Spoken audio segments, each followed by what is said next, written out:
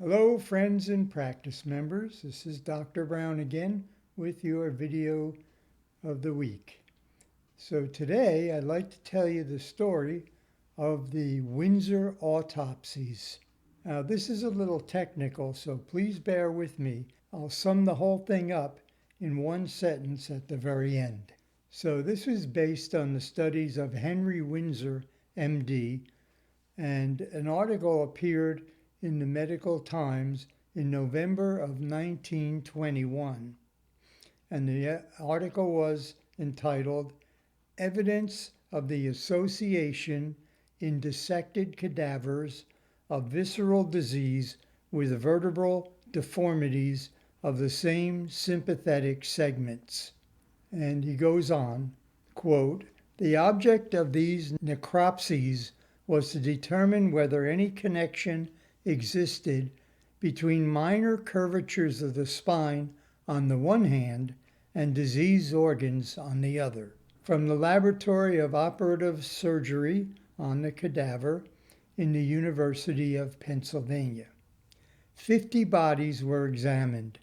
The vertebrae and organs were exposed. Descriptions of the organs which were found diseased and descriptions of the curvatures noted. 50 cadavers exhibited a total of 105 curvatures. Of these, 96 showed evidence of disorders, diseases in some structures supported by that portion of the sympathetic nerve system coming from the vertebral segments in the curvature. Disease was nearly always found in the organs that were supplied by that part of the nerve system which had its origin at the site of curvatures. It was rare to find an organ diseased which was not supplied by the same nerves as the vertebrae in the curvature. So here's the chiropractor's conclusion. Where there was evidence of vertebral misalignment, which they called curvature, there was a high correlation of organs which were diseased that were supplied by the nerve in that area of misalignment.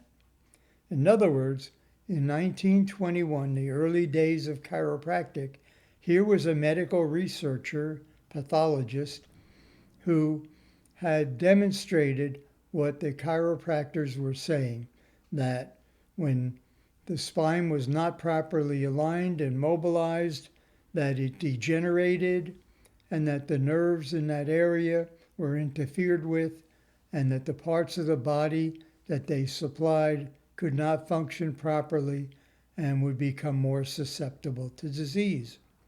Once again, a long-standing theory in chiropractic, which doesn't have to be changed because it was correct to start out with. So thanks again for your time. Have a wonderful week, and we'll be back with another video tip next week. Bye now.